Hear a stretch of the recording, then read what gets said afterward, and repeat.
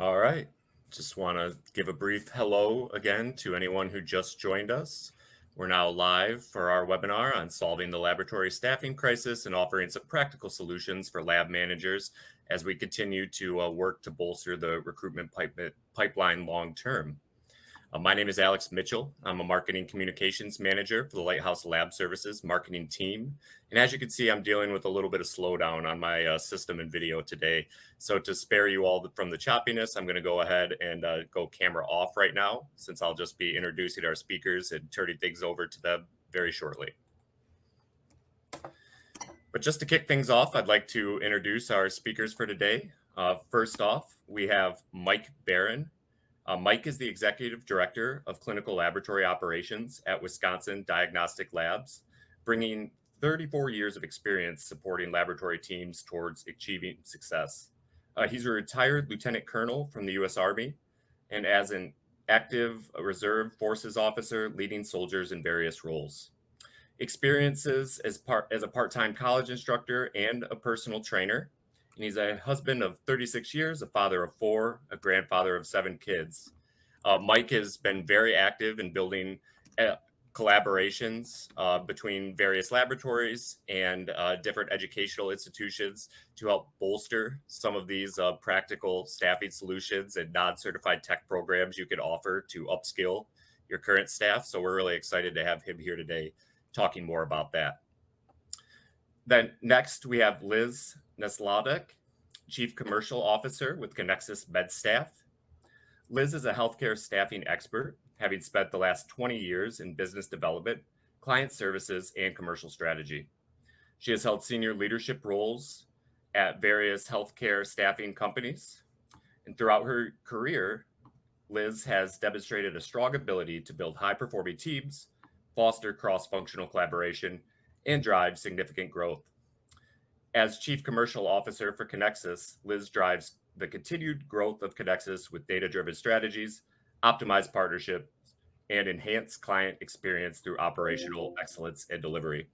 So she'll be talking a little bit more today about how we can work to bolster your international recruitment pipeline when local U.S. options aren't available to you. But of course, we at Lighthouse assist with U.S.-based recruiting and staffing for your laboratory.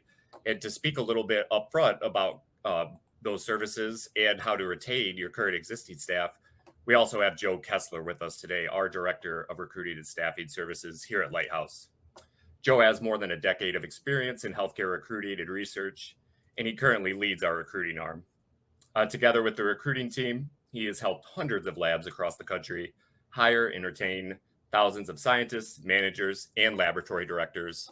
So we're really excited to have this great group here today covering all these various aspects of how we can tackle this issue head on. I just want to touch on a couple housekeeping items. These will be old hat to anyone who's joined us before, but for anyone who might be new this week, if you're having any slowdown like I'm experiencing today, you can close apps you might have running in the background that might be drawing down your bandwidth. If you're having any issues viewing this recording, this live webinar, I should say, it will be recorded and sent out to everyone who registered after at the email address you use. So no need to ask specifically for that. You'll get it later this afternoon. And if you'd like the slides, a copy of those are available as a PDF under the handouts section. We also have some great supporting information about WDL's Education Collaborative and some more information about Lighthouse's recruiting services. So please feel free to check those out and follow up with us if you have any questions. We will be running a Q&A at the end of this event. You can go ahead and pop any questions you have as they come up in that box, and we'll try to address them live on the call here. If we don't get a chance, again, please feel free to follow up with us. And then we have a couple polls we'll be running during the webinar as well. Those are strictly optional, just for engagement, to get a better sense of what our audience is seeing. So please feel free to interact with those or X them out and continue on with the presentation. And again, as I mentioned up front, this won't be new to anyone who's joined us before, but just a little bit here about Lighthouse Lab Services, US-based recruiting for anybody who may not be familiar with us. We specialize exclusively in the medical lab industry. And one of our huge benefits is risk-free recruiting and staffing with a 90-day guarantee on any candidates we place in your lab. Of course, in addition to working with labs to help fill open roles, we also work with candidates to help them find placements and land great jobs across the country. So please, if you're a candidate or a laboratory in need of recruiting or staffing assistance, feel free to reach out to us. And with that, I'm going to go ahead and turn things over to Joe just to give us a few minutes here on before we, talk about bolstering your pipeline and upskilling your current employees. How can you retain your current staff and actually maximize the employees you do have? So, Joe, I'll turn it over to you. Yeah, thanks, Alex. Appreciate very much the opportunity to share with you all today on the call. If you've attended some of our webinars in the past, you may have heard something like this. These are slides that are also appeared in one form or fashion in a call that we did going over yearly or annual wage and morale survey. That's scheduled. We're scheduled to have another one. We do that on an annual basis. There'll be another one of those upcoming. Actually, Joe, since you mentioned it, I apologize. I will cut in real quick. We actually just launched our 2025 wage and morale survey with Lab Week. And there's an opportunity to go ahead and use that slide to open it up, access it after this event if you'd like to fill it out there. But it just takes about 3 to 5 minutes, a few questions on burnout, staffing levels, and then overall compensation. And we use those results each year to produce, as Joe referenced, a webinar in July that takes a deep look at the industry each year, and then a report that goes out to everyone who responded to the survey. So please, if you're interested in receiving that data and contributing to it, we already have over 400 respondents for 2025 and would love to build that up. It'll be open for about a month. Sorry to cut in there, Joe. I'll give it back to you. No, it's perfect. So you're going to hear from two very experienced, very distinguished speakers later on the things that you can do to help grow your staff, help address whether it's a shortage in your lab of just personnel, a shortage of particular skill sets. Obviously, Alex mentioned the product that Lighthouse has to assist with that. But I want to take a step back and just say, for those of you on this call, hopefully there's a few of you at least who are not experiencing a staffing shortfall in your laboratory. Maybe you've had exceptionally good luck in recruiting. Maybe you're just a wonderful place to work. All those things can make a big difference. But let's say you're in that position where you're actually fully staffed. And there are folks out there, I talk to them every day, who have fully staffed labs, believe it or not. It is much, much cheaper and easier to keep that as the status quo than to allow folks to leave your lab and have to find new headcount or new sets of skill to backfill any legacy employees that you might be losing. So I want to take a moment just to talk about what you can do to make sure that you are setting the table to retain your existing staff. Probably the biggest thing right there, this is not rocket science, right?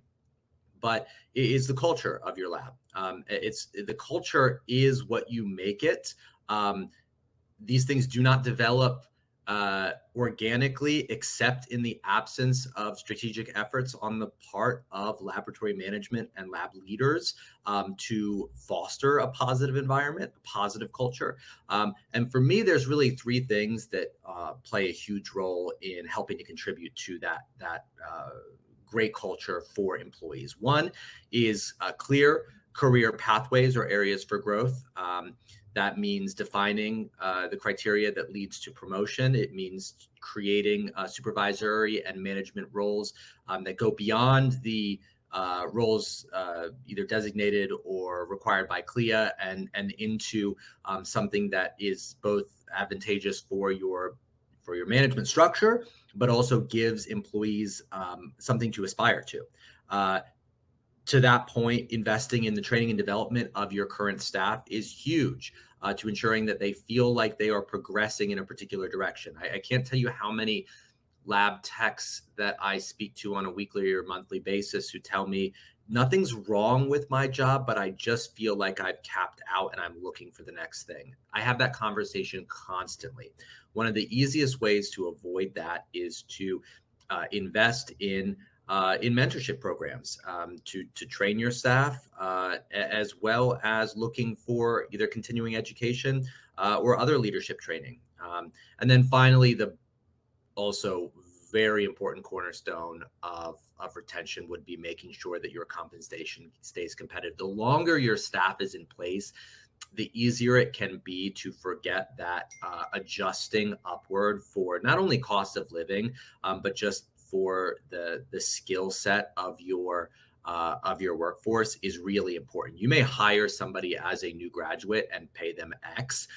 In 3 years, they are worth more than that on the open market. And if you are not constantly testing that, if you're not constantly looking at what the prevailing wages are, and again, quick song and dance here for our wage and morale survey in July, where we'll go over the results. But if you're not thinking about right sizing your workforce on a regular basis so that they can't get a much better deal elsewhere, you're leaving yourself vulnerable to potential turnover.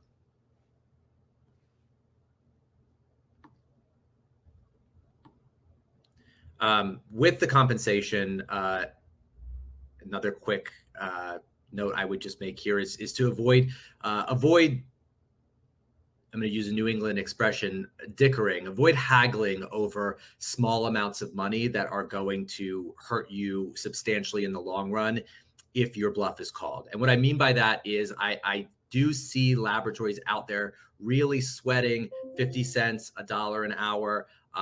I think that it can often be forgotten just how expensive it is to have your lab understaffed or to have to carry out a search for new personnel. The biggest way to avoid doing that or having to do that would be to make sure that you are not short, again, you're not nickel and diming employees in your lab during salary negotiations, whether you're somebody you're bringing on for the first time or whether it's an annual salary review. If somebody asks for something that's a little bit beyond what you wanted to compensate, as a reminder, consider how expensive it would be to have that person leave. And I think when we approach the question that way, a lot of times it becomes easy to find the funds necessary to keep people's compensation where it needs to be, to reduce the possibility of turnover in the short term. Couple different things you can also do on the compensation side. Prioritizing engagement and communication so people come and talk to you if they feel like there's something wrong with their comp. Optimizing shift differentials or other things to recognize contributions that go above and beyond. And then, also as a final note here, kind of, looking for opportunities to embrace innovation. If folks come to you with ideas that would make their job better, whether it's compensation related or not, these are opportunities to show that you care, that you're listening, and that the staff contribution matters. So again, none of this I think should come as a surprise to anyone on the call, but before we jump into all of the things you can do to augment your staff, it's worth remembering at a base level, the more that you can reduce turnover, the better for your lab from a cost perspective, from an efficiency perspective, and ultimately so that you are not in a scenario that many labs find themselves in at the moment, which is unable to find the staff they need to operate at full capacity. Well, thanks again for setting the stage there, Joe. Definitely getting us thinking about what we can be doing with our existing staff. But then now we're going to go ahead and turn things over to Mike Barron. Again, he's been really leading some awesome things with Wisconsin Diagnostic Labs and their Education Collaborative. He's going to tell you more about that, their non-certified tech program, and just get you thinking about how you can become involved in some of these initiatives. So, Mike, feel free to take it away. Yep. Thank you, Alex and Joe, for giving me this opportunity to talk to this group. It's a great opportunity. And I can happy to say, Joe, I'm one of those labs that are fully staffed and don't have staffing worries or woes. A lot of it's based on the things that we're doing here at WDL. So I'm the executive director here at WDL. I've been here for just over 7 years and have developed the lab. As you can see, we're an ISO 15189 accredited lab. Less than 1% of the labs are achieving this accreditation and quality, which is another attracting tool. The reason I bring it up to attract folks that bring pride to working in the laboratory. So some of the key agenda topics, as we know, staffing has been a challenge, and a lot of what I'm speaking to is how we're addressing that with the non-certified tech program, the medical lab assistant, creating partnerships for the future of creating a pipeline for candidates in the lab and promoting the lab profession, which Alex mentioned is my collaborative, which I'll bring you some information on that. And it's well known, and this quote here clarifies that is a crisis level for staffing. And I expect a lot of you are on this podcast because you are challenged with staffing, and hopefully some of the things that I share will give you solutions. And the collaborative I've created creates a collaborative of lab leaders throughout the country to also provide their alternative solutions to helping you get to a better place. These are pictures from my laboratory. These are non-certified techs. I've created multiple programs for non-certified techs. So these are folks that come in with bachelor degrees in science, generally biology, chemistry, or biochemistry, or biochemical engineering. The apprenticeship program is a more formal process, or it can be informal with a local hospital. Well, the on-site development program is working with these candidates and providing them classroom instruction on site. I created a trainer role who's created classroom instruction for these folks. We've created non-certified programs. I'm a larger lab, so I've been doing specialized certifications in the lab in chemistry, as you can see, cytogenetics, and so on, as well as creating a program, a medical lab assistants, which can do a good portion of the medical lab scientist work and requires less medical lab scientists in the laboratory filling the role with the MLA, which is a high school degree person. Anatomic pathology also has a developmental program for histotech and HTL, which I'll talk more about all of this coming forth. So the apprenticeship program can be more formalized. I formalized this program through the state of Wisconsin here, where I'm working out of Milwaukee, Wisconsin, but created this apprentice program, which is eligible throughout the state through workforce development with the state of Wisconsin. But each lab can partner with a local university, and the university provides the classroom instruction that they can work with for their candidates. The big limiting factor is that when they provide the classroom instruction, it may not align with what they're doing in the lab. But since we're bringing in college degree folks that meet CLIA standards, which I'll show you what that entails, they can immediately work in the lab. We put them through the same training and competencies we do other lab techs. The on-site program is where, like I mentioned, I have a trainer. She's created from scratch all the classroom curriculum for these different specialty areas and present it to our candidates who do classroom instruction, depending on when we bring them in and how it's working out with the number of non-certs. They can do up to 3 days, several hours a day in classroom while they're working the bench, going through the normal hiring and training and competency that you have with your typical techs. It allows us to provide that classroom instruction closer to the time they're actually working on the bench, which is greatly appreciated by the techs, but it's never perfect. It's hard to align classroom with on the bench training. The idea is that they're getting this classroom instruction to eventually learn it through the time they're in the lab with the initial training. Obviously, the con is really expensive, a trainer, and there's need, and we can only generally train in 1 or 2 specialties. It's not a generalist type program, which I can give you solutions for that as well, but maybe not in this presentation, but some other solutions if you want to speak about this further. So obviously, this program requires this individual coming in with a bachelor degree in the sciences, meeting the curriculum requirements. We expect them to become certified. So we give them a year on the job training, if you want to call it that, to then be eligible through AACP to become certified in a specialty that we have trained them in. A generalist takes up to 3 years, and that's certainly not something that we're able to do or we've been able to accomplish. There are some online programs that have been able to do that in a much shorter period of time, which I can share that information offline if you want to reach out to me. We put them through, like I said, the training and competency that we do with regular lab techs or medical lab scientist program. and they are working side by side with these folks.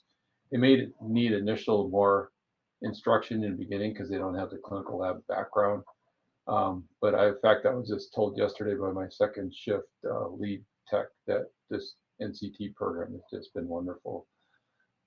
These techs are working exceptionally well in the laboratory and performing beyond the expectations of the folks when we brought them in. And we have a whole lot of candidates. Another big benefit is when we put out a job ad for a non-certified tech, we get dozens of resumes as opposed to an MLS candidate. We may luckily get one, two if it's an exceptional ad. So you can see that it's a big benefit with the number of candidates we work with. We hire the best of the best. We hire for the best candidate that we feel is the best fit for our laboratory. We do expect them to become certified. If they don't become certified, right now our cutoff is 30 months. If they're not certified within the 30 months, we will then offer them a role in the lab that they're eligible for. It has become somewhat of a concern with some of the folks, but they generally become certified, and it's a short-lived situation. A lot of it is we encourage them to become certified early on, and there's a fear factor with taking the exam and they put it off. So something that we promote is to take the exam early on and not put it off, because if you do fail the exam the first time, it can be difficult to get it fit in within the time period. The next, speaking on the medical lab assistant program, is an alternative to Stafford Lab. You can have an MLA versus an MLS. They can do, I mean, I believe they can do 90–95% of the work. Obviously, the things they can't do is resulting in high complexity work. They can do some of the moderate complexity testing and result entry in a lot of cases. So it is an alternative, a high school educated individual you bring in. We actually provide them 13-week classroom instruction to help facilitate them to transition in the lab, and also help them to become eligible to become certified as an MLA, which AMT and ACP provides that. There's very few accredited programs out there, so you're probably not going to hire them in from outside your lab. You probably have to be something you have to create yourself. Like I said, it's a high school education. The AMT requires 6 months, while ACP requires up to 2 years on the job experience and training. Like I said, we provide them additional clinical lab educational classroom instruction to help them prepare for certification. And once they become certified, we actually will promote them to an MLA too, as an incentive to become certified. And also the expectation is that they work in more than one functional area in the lab, that they're more well-rounded within the laboratory. They can work in pre-analytical, potentially in microchemistry, or even hematology, depending on the areas that they're trained in. So the idea is they'd work in the areas that the greatest need was at. In our anatomic pathology area, we've created multiple areas of training for folks to achieve histotech or HTL or histotechnist or technologist, excuse me. The LTA program is, we have different varying levels of LTA. They're generally hired on as either associate degree or bachelor degree level folks. And we give them on-the-job training. There's 3 levels of LTA, LTA 1, 2, and 3, which the whole intent is to develop them to grow and develop and to continue on and gain certification as an HTA or HTL.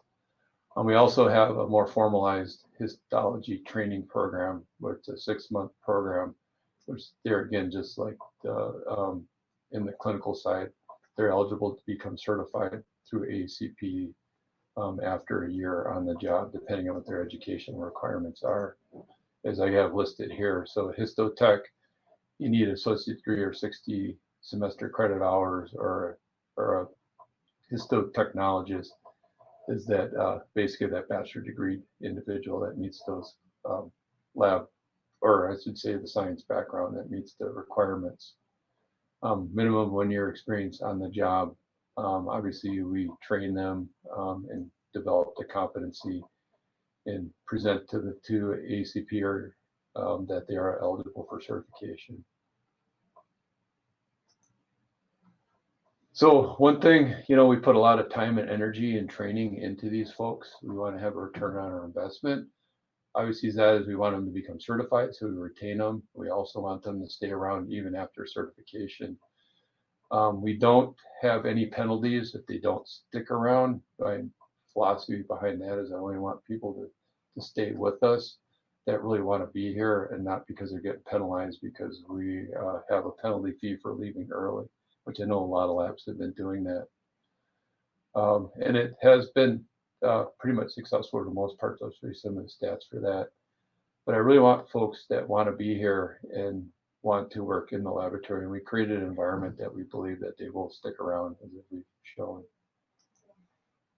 You can see the success stories that we have, the number of folks that we have become certified from non-certs to these different specialty areas. So the numbers are growing as time goes on, and we have a whole lot of folks in the pipeline. Here's the anatomic pathology program and where they're at with the numbers. They've not been doing this as long, but the numbers there again are growing. These are some of the pictures of the non-certified tech team members that have become certified. We do celebrate their certification. We do present this in our weekly newsletter and share their success story. So that's where these pictures come from. You can see the certification pass rates that you're seeing nationally for 23, 24 in the left column. You can show where our success been on the first attempt, and you can see we're almost 100% on additional attempts. So from a program perspective, we've been doing extremely well. And we recognize that everybody makes it on the first try. You see chemistry, for example, 39 to 40% only pass this examination. Hematology 60, 64%. So you can't expect to be perfect off the first go through. And a lot of it is just the fear factor and the preparation of the team members. We position them as best we can, but at the end of the day, they have to take the exam. We do give them practice exams to get them in a better place, and our retention has been very successful as well. You can see here we're hitting 100% for a lot of these folks, which is very a good feeling for me. We put a lot of time and effort and training into these folks, and we want them to stick around because they're loyal and have pride in the work that they're doing, and they want to continue working with WDL.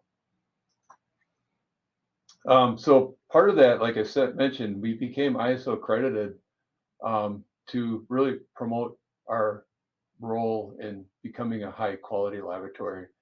It's helped us create networks and engagements, and a word on the street is a lab to come. You can see here in 2024, we were the Lab of the Year runner-up through the MLO magazine. So something that doesn't come easy. And you can see the staff here are very proud of what they've accomplished. The network includes a lot of the organizations I have up here. Many of these are you're already aware of. Through ACP, ASCLS, the Wisconsin State Counselor Association, we do go out to their conference and present about the clinical lab. We make that connection. The Wisconsin State Lab of Hygiene, they have a newsletter. I've spoken on their podcast about the things that we're doing and help promoting the lab in general. We've made a lot of connections with local schools through different programs, the Ignite, STEAM, Junior Achievement, HOSA. Some of these you may be familiar with. The Ignite program, we do healthcare panels where we have a lab speaker speaking about it. We do lab tours. We do hands-on activities, as well as with the STEAM program. We've created a video largely presented to middle school students. So we started as early as middle school. We give them hands-on instruction in the classroom. We fund that program for 2 hours of hands-on laboratory instruction. We go to a lot of different events. Here's one of our techs presenting some of the handout material that we provide. We go to a lot of career fairs from Junior Achievement to local schools, local universities. HOSA, Future Healthcare Professionals, we go to their annual conference. We're a sponsor, and we present there about the clinical lab as well. We are an on-site trainer, as many of the labs are out there, for phlebotomy, MATC, the Milwaukee Area Technical College, the technologist programs, MLS programs for UW-Milwaukee, Marquette University are our most common ones that we work with. We are one of the largest labs in Milwaukee and have the largest intern participation. And we also work with any online students that we can to help them get an internship, because the interns largely become members of our laboratory when we give them that opportunity. Like I mentioned, we are involved in a lot of different hiring events, a lot of student events throughout the high schools. We go to the high schools, we speak at the high schools, we go to their career fairs, we go to the college career fairs, we speak in the colleges, we actually teach in the colleges. Several of our techs work in the colleges and promote the medical lab science program and WDL, as well as this in general. And we have that developmental program. You can come in as a phlebotomist, a processor, work as an MLA, tuition reimbursement, become an MLT, and ultimately an MLS, and the same thing down in the AP lab. So we're all about developing our students. We offer through these making this network. We've have lots of students coming through our lab, shadowing, just seeing what's going on. We've sponsored many student tours from the local schools through the different programs, Ignite, Inspire, STEAM, and we participate in a lot of career events. So the last thing I want to promote here is the Education Collaborative. This is something I created 2.5 years ago. So each month I have a different speaker. I've spoken in this, the things that I've just spoken to you about, the things that I've done here at WDL. I have lab leaders throughout the country, from East Coast, West Coast, throughout the central part of the United States, talking about the things they've done to promote their laboratory and to improve their staffing situation, their education within the laboratory. This is a free, nobody gets paid for it. It's truly an opportunity to learn what others are doing. You don't have to actually be on the event. We provide all the information that's presented and the video recording of the event if you can't make it. Obviously, it's better to participate, ask questions.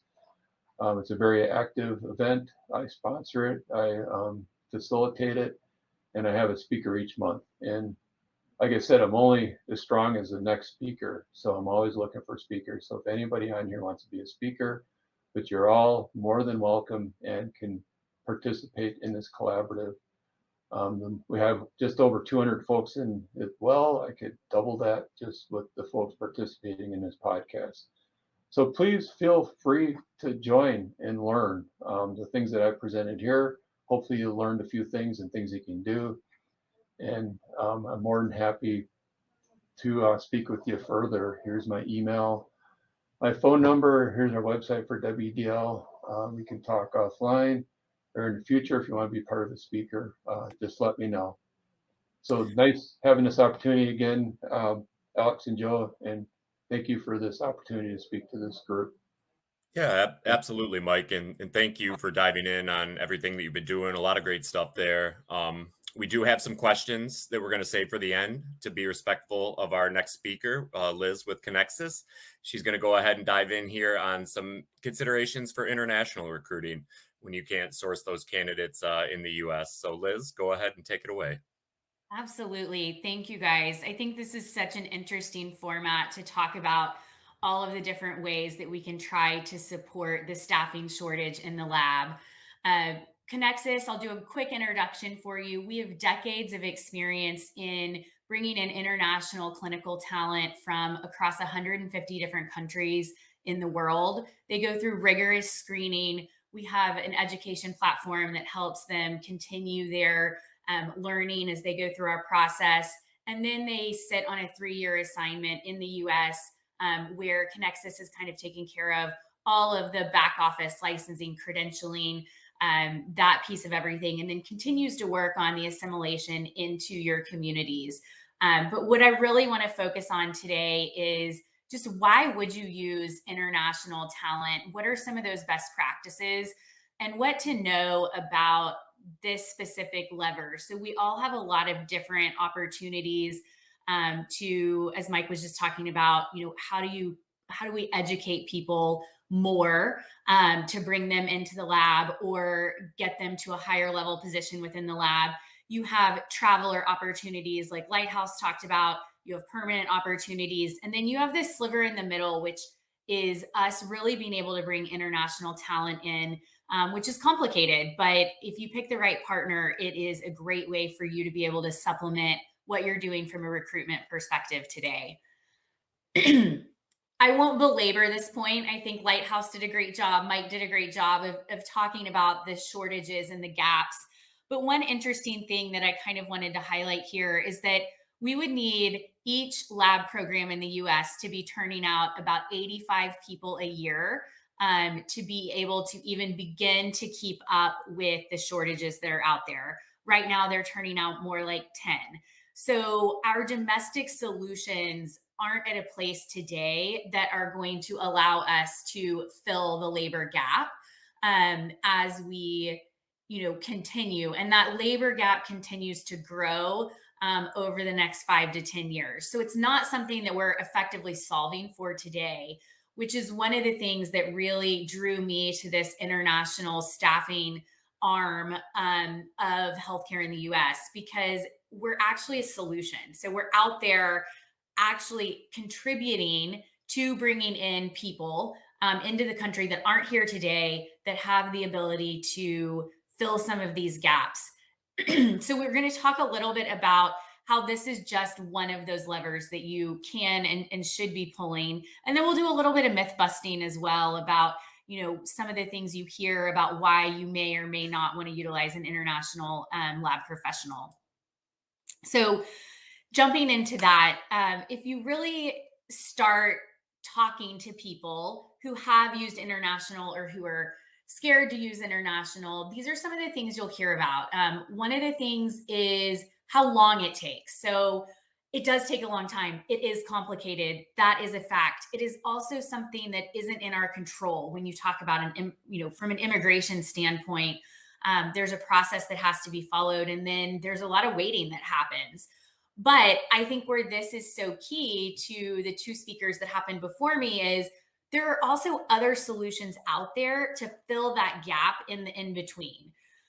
Without diving too far into kind of complex immigration types, there are two different ways that an MLS can come into the US, two different visa types. One gets them there more quickly, one takes a little bit longer, but either way you kind of slice and dice it, you're close to the average time it takes to recruit and onboard someone. So kind of in that 1 year, a little less than a year mark. But like I said, this is something that there are other solutions that you can be utilizing while you have this in process. From a skills standpoint, when you think about the different paths that the MLS have to go through, they are getting a bachelor's degree. Most all have 2 years experience. Most have 3+. And then they also have to have their ASCPI certification. The I on the end there, if you're not familiar, is just saying that a third party has accredited their program to be as good as a US program. So it's the international equivalency of the US programs there. And then from a Connexus standpoint, what we do is all through this process, so pre-deploying to the US, as well as once they get here, we're coaching them. We have a team of clinical educators who are actual MLS. They've done the job, they know the challenges of the job in the US. And then they also are very well aware of how these MLS work in their home countries. So they're able to fill that gap and say, I know you do this in the Philippines, but in the US, this is what that looks like. And so we continue to do training even before they're deployed to the US. And then once they get here, the big piece of this is both from an education standpoint, as well as kind of a cultural assimilation piece. You have the Connexus team there at your side who is helping you throughout that 3-year contract, make sure that, and not just helping you, helping the MLS, make sure that they feel comfortable both from a clinical standpoint as well as a cultural standpoint. So everything from how do you open a bank account? How do I buy a mattress? Where should my kids go to school? All of that, as well as, any challenges they're seeing in the lab. And then I think we hear a lot, well, why don't I just hire a new grad? And the reality is, we just talked about, there are not enough new grads to fill the needs. And then secondly, you are actually getting a more experienced clinical professional when you bring in that international person. So they are able to do things a new grad wouldn't be able to do. There is very much going to be some, fits and starts as you talk to someone about, how they fit into the US lab. But overall, you're going to see a clinician with a lot more specialization than you're able to get from your new grad. The other piece of this is we know new grads aren't necessarily all that invested in their first role or their first community. When we bring over an international clinician, many times they're bringing their families, they are starting a new life. They are looking to generationally change the trajectory of what they're able to offer their family. So they tend to sit and stay longer. They work really hard to fit into the community, to find a home. So they see this as much more of a permanent choice that they're making when they join your organization. So wanted to talk to you really quick about our friend Celine. She is an MLS. She had 5 years of experience when she came into the US. She's been in the US since 2022 when she moved to Maryland. And this was her dream. She knew she wanted to come to the US, bring her clinical skills, grow her life, really become a part of the US community. In 2024, Celine was named the Medical Staffing Employee All-Star by the American Staffing Association. And she was also named to Medical Laboratory Observers 55 under 55. This is really a testament to the way that she came in and started working. The quote you can see up there, she's a strong communicator. She's resilient. She has a lot of heart and is ready to look at things from a different lens. And I think that's something that sometimes gets overlooked when we talk about bringing in this international talent.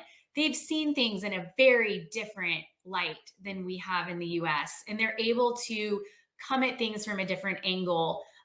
They are very resilient, and they have the ability to look at, when equipment goes down, they've been able to make their own medium and look at things from that perspective. So they really can do things that maybe we haven't been trained to do, our MLSs haven't been trained to do, or haven't done that often, and think on their feet. So we have tons of these success stories, but wanted to highlight Celine to you guys because I think this is just, a quick snapshot of what type of clinician is coming over from these different countries. Like I said, 150 different countries across the world that we're bringing clinicians in from.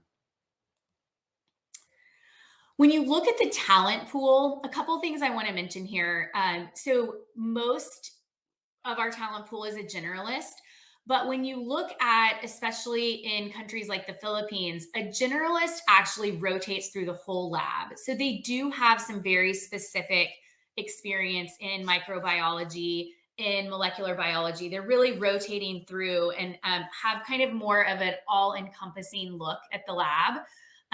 They also are doing phlebotomy and histology. And so they are quickly able to jump in where it's needed, but also have the ability to, grow those skills if there's a certain part of your lab that has a deficiency where you want to increase their skill set because they're a generalist today and get deeper with them.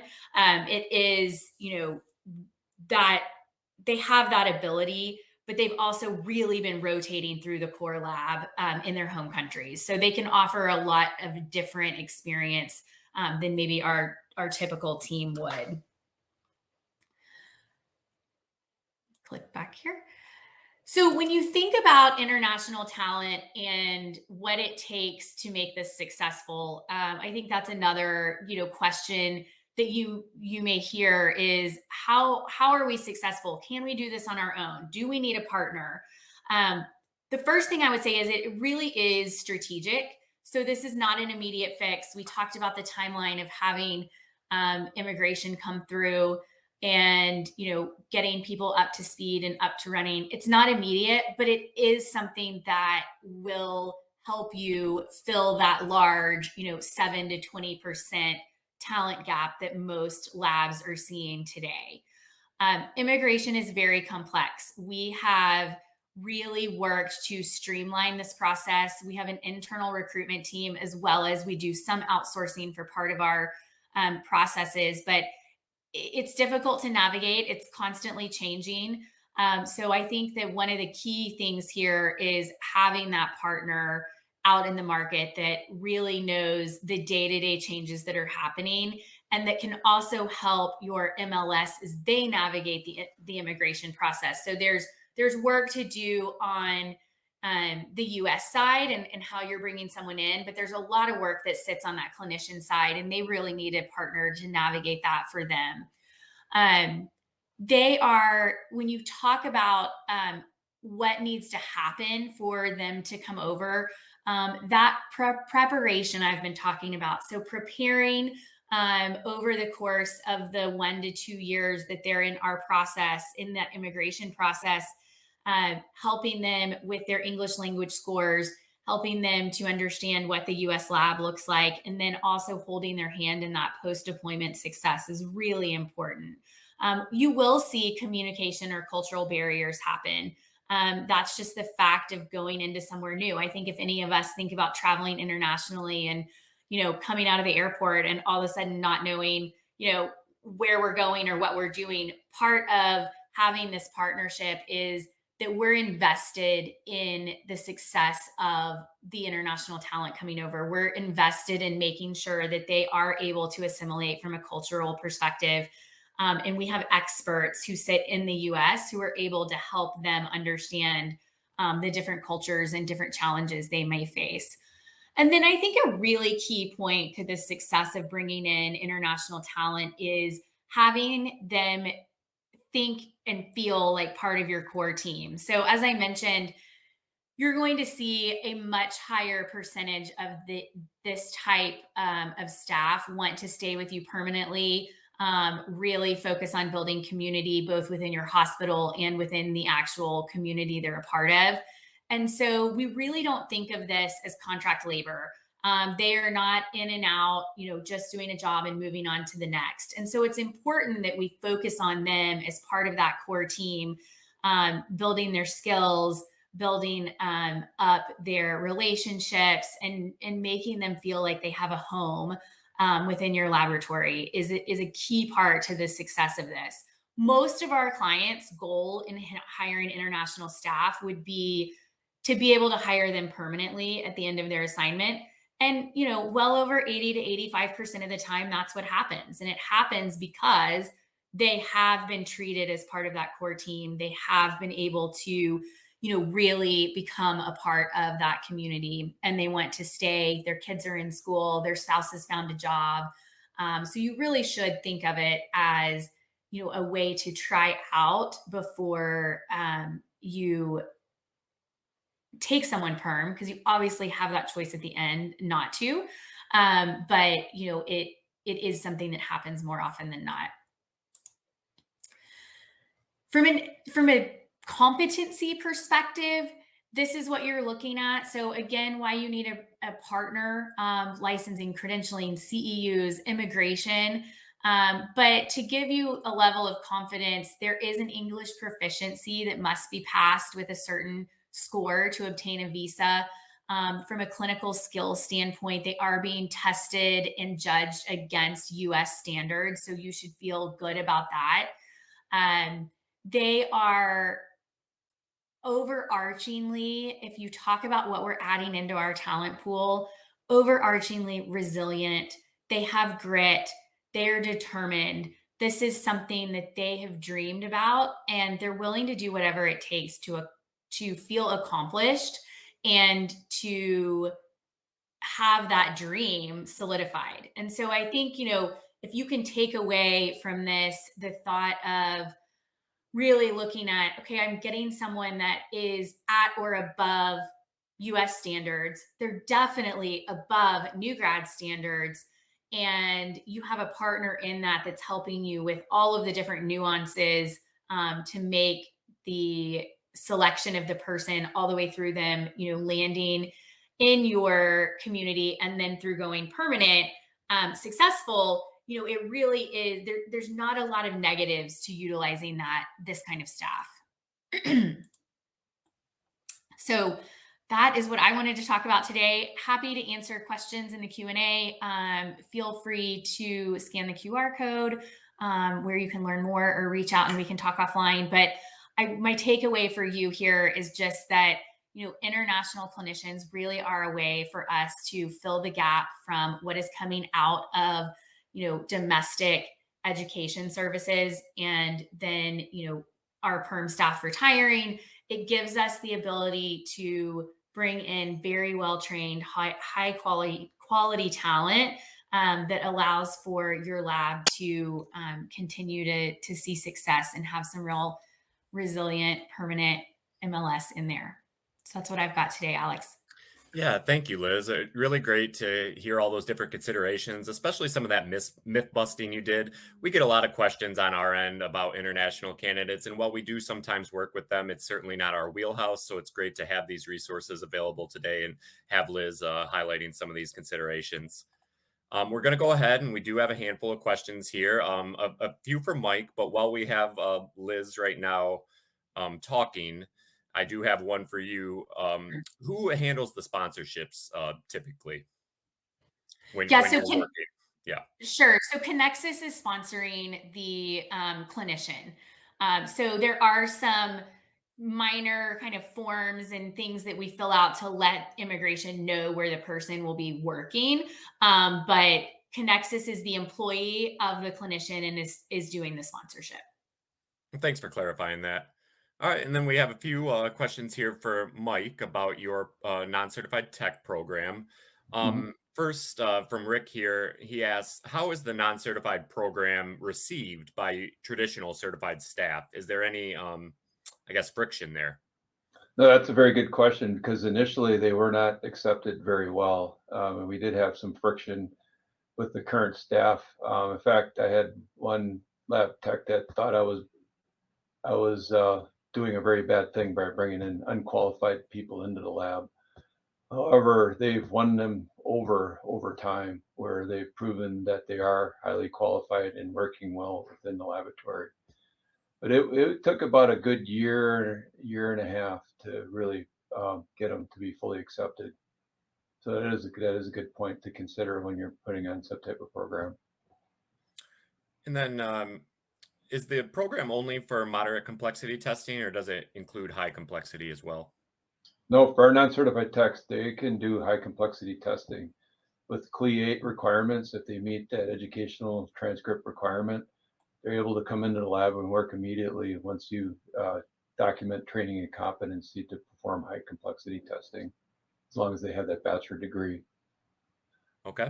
But we expect them to get that classroom instruction and become certified to make it truly a laboratory that we want to, they can carry a lot of pride. Then not say that they don't have to, and there's other programs I've come across that don't require certification, which I don't recommend that. Following up on that, I think you specified this on one of your slides, but if someone doesn't become certified within your required time frame, how does that impact their ongoing employment? Yeah, at that point, if they don't meet the requirement, we generally have a type of contract or agreement with them to achieve certification if there's some eligibility for certification. In that meantime, we will put them in a role that if they want to continue at WDL, we put them in a role that they're more qualified for, like a medical lab assistant or lab technical assistant, until they're able to achieve certification. So we won't have them continue on for the end of time as a non-cert. Okay. And then this kind of piggybacks off the previous questions with challenges with certified techs that you might have had. But Mhm. when you first instituted this, did you experience any challenges with workers' unions or other MLT and MLS programs that maybe had some pushback on what you were doing? Well, that's a good question too, because actually WDL has a union, is a unionized laboratory. So we had to address any union concerns, but it really wasn't much of a concern because it was new union members joining. So non-certified tech came under the federated union, which is the same as an MLS because it's a bachelor degree role. So they didn't change from one union to another. So that wasn't much of an issue. The biggest concern from staff initially was they probably had to do additional training because they didn't have the basic clinical lab classroom instruction, so they had to go into further depth when they probably were initially on the bench, learning some of the basics, education when they were working, to learn a particular bench practice. Okay. Well, I think we've addressed everything that's outstanding there. Again, if you didn't get a chance to ask any questions, please go ahead and follow up with Lighthouse directly, and I can forward those to our speakers. If you want to follow up with Connexus and did not get a chance to do so, grab that QR code now. It'll be available in the recording and the slides that are downloadable right now in the handout section. And finally, if you wanted to find out more about the WDL Education Collaborative and missed that pop up earlier, you can go ahead and use that now to reach out and get more information. But I just want to say thank you again to Liz, Mike, and Joe for giving us our time today. This was a great presentation, really great thing to touch on for Lab Week, and we appreciate them sharing their expertise. Thanks again, everyone. Thank you. Yep, thank you for the opportunity.